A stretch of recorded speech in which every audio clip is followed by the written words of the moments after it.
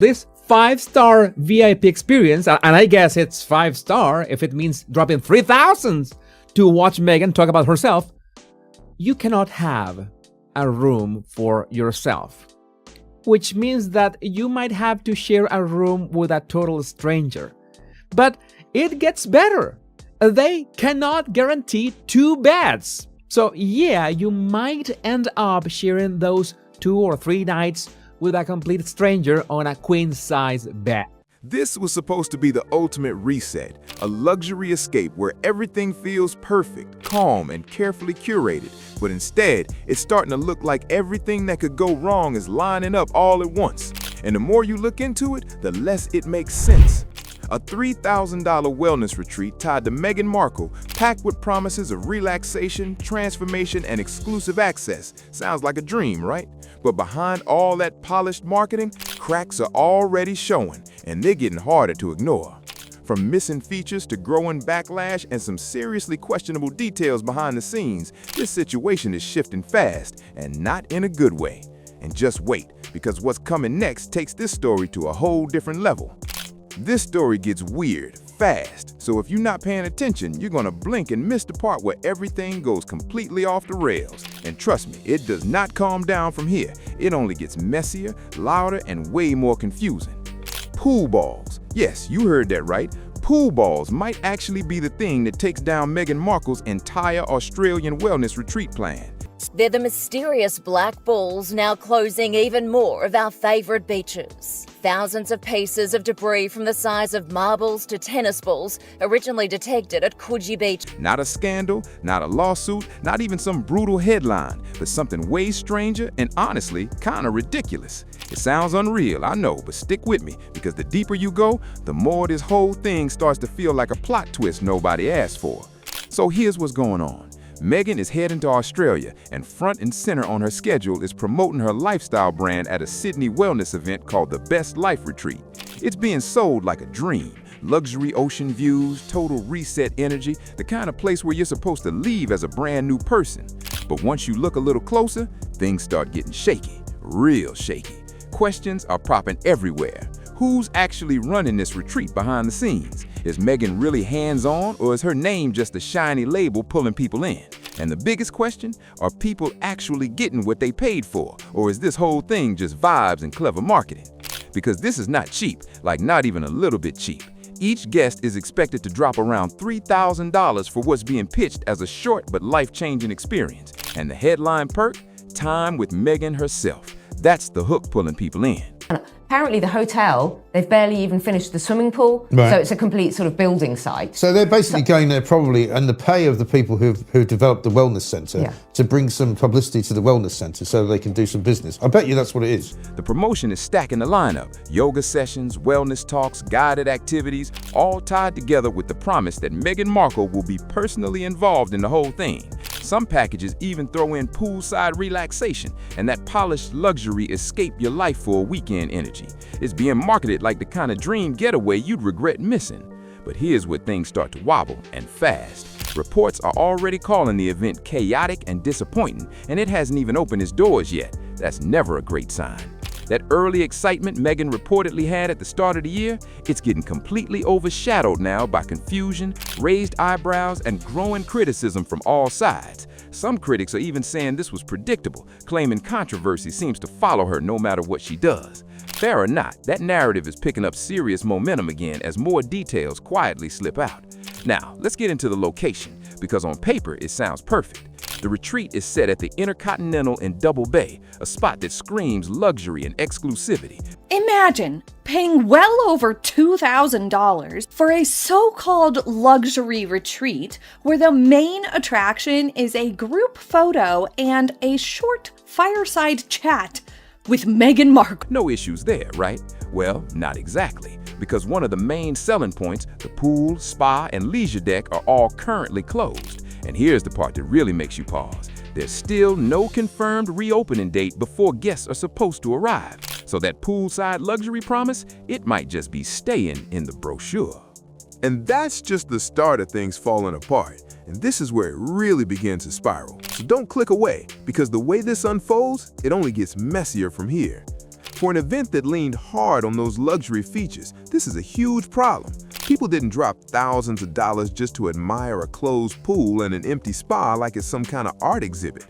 Anyone who signed up expecting that calm, poolside, sip something fancy and relaxed vibe might be walking straight into disappointment instead.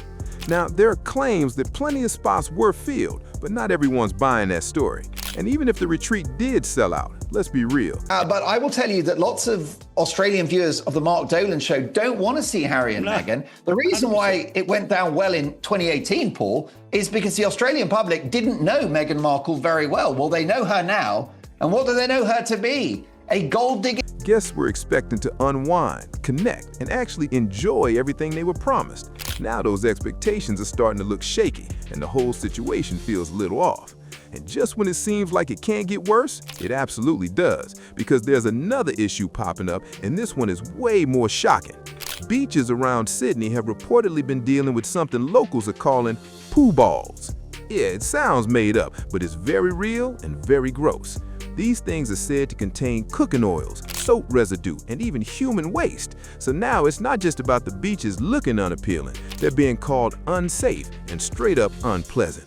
That dreamy coastal escape is starting to feel a lot less dreamy and a lot more questionable. Because of this, several beaches have already been shut down, and the situation isn't clearing up anytime soon. And it's not just about what you see, it's the smell too. People are talking about strong, nasty odors hanging in places that are supposed to feel calm, fresh, and beautiful. Who would pay $3,000 for quotes like, "You have to anchor yourself in your own knowing," or "My bacon brings all the boys to the yard"? Imagine spending $3,000 on a luxury escape only to be hit with that the moment you step outside. That's not wellness, that's a full-on nightmare. But the problems don't stop at the beach, not even close. There's also growing pushback from locals, and it's getting louder by the day. Some people in Australia are not happy about Meghan Markle coming back, especially with the controversy tied to a previous visit still floating around. There were claims she expected payment just to show up and meet the public, and that didn't sit right with a lot of people. Whether those claims are fair or not, that perception stuck, and now it's turned them into real backlash that's hard to ignore. Petitions have started circulating, and people are being very clear. They don't want the visit, and they definitely don't want public money involved. Thousands have already seen and signed these petitions, and the numbers just keep climbing. And that brings up a pretty uncomfortable question.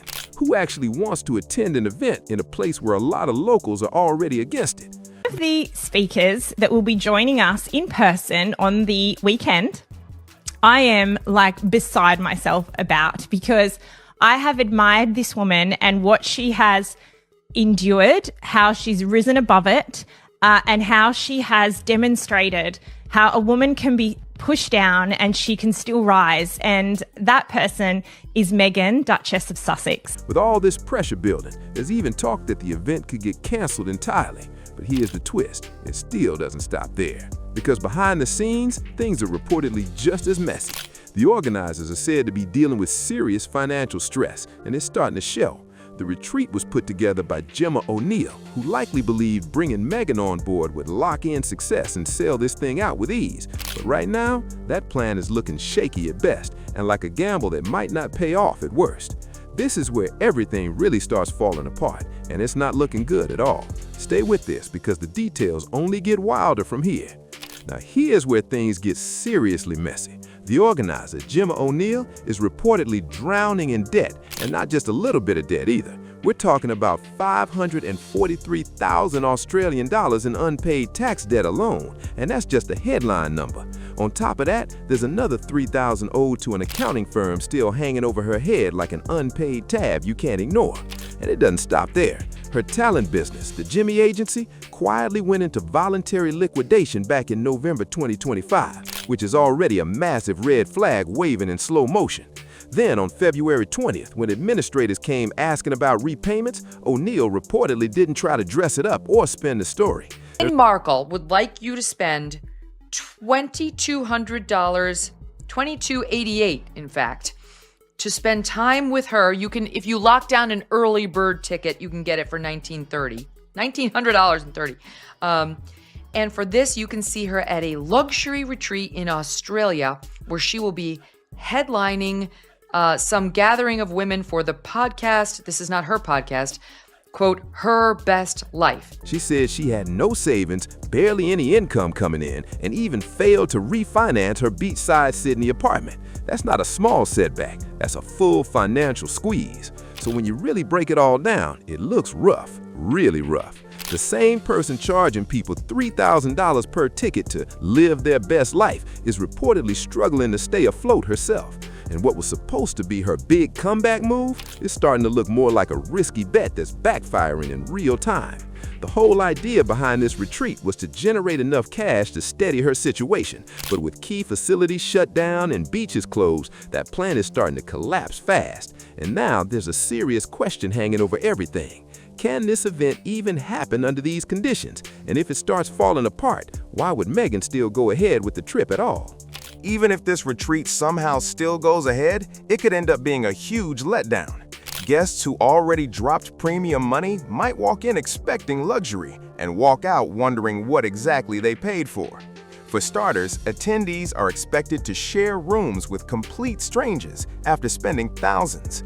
That alone doesn't exactly scream five-star escape, and when you really think about it, it starts to feel more like a budget group trip dressed up with a fancy label. And it gets worse when you compare it to what's nearby. There are hotels in the same area offering deals around $872 for 2 nights, with full access to all amenities included. Meanwhile, this retreat is nearly 3 times the price, offering fewer perks, and some of those perks might not even be available at all. When you line it up like that, people can be paying way more just to be uncomfortable, all for a brief chance to see Meghan and maybe exchange a few words. And even that access, it might not play out the way it was originally promised. Which brings up even more questions about what attendees are actually signing up for. And this final part really shows just how far things might be from expectations. Don't miss this because it changes the whole picture. Guests are reportedly expected to sit rows away during key events, including dinners. So instead of those close, personal moments people were imagining, the interaction could feel distant, controlled, and honestly, a little awkward. What was advertised as one-on-one conversations might turn into quick group photos and short, far-off exchanges. That intimate hangout idea, it could end up being nothing more than smiling from across the room and giving a polite wave for the camera. And while all of that is happening, Meghan herself is expected to be having a completely different experience. While guests deal with shared rooms and missing amenities, she would reportedly be staying in top-tier hotels, flying first class, surrounded by security, and enjoying full comfort the entire time. 2 completely different realities happening at the same event. That contrast is hard to ignore. On one side, you've got guests paying thousands and adjusting to less than ideal conditions. On the other, Meghan experiencing a premium setup that feels worlds apart, all indirectly funded by those same attendees. At this point, the chance of cancellation seems to be growing by the day. The organizers are under financial pressure, the venue isn't fully ready, and instead of positive buzz, the event is pulling in criticism from every direction. What was supposed to be a luxury wellness escape is now being talked about like a possible disaster, overpriced, poorly organized, and not delivering what was promised. And that narrative, it's starting to stick. Still, nothing is officially confirmed yet. The retreat could go ahead, and it's possible it fills up completely with no empty spots at all. But with everything going on, there's one big question hanging in the air. Should this event be canceled or postponed, or pushed forward no matter what? Wait, so what do you think about all this? Would you actually pay that kind of money for an experience like this? And if you showed up and things didn't match the promises, would you stay or walk away? I'm really curious to hear your take on this, so drop your thoughts in the comments below. I genuinely want to know what you think about the whole situation. Thanks for watching all the way through. I appreciate you being here. If you enjoyed this breakdown, don't forget to like, share, and subscribe to Crown L for more stories like this. And stick around, there's plenty more drama, updates, and behind-the-scenes moments waiting for you right here on the channel. Crown L keeps you in the know, so see you next time.